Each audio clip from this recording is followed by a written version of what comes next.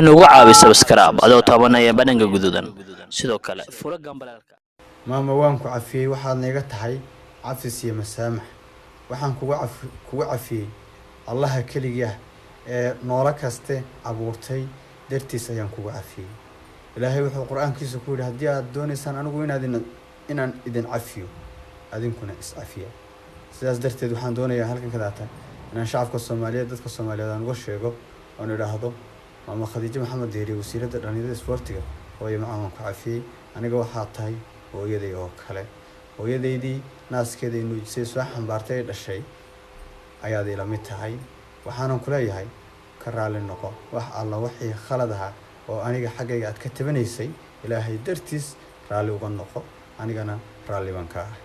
saadaas laga bilaabo ummadda Soomaaliyeed makhraati ayaad ka aanaysan ilaahaygiina abuurtay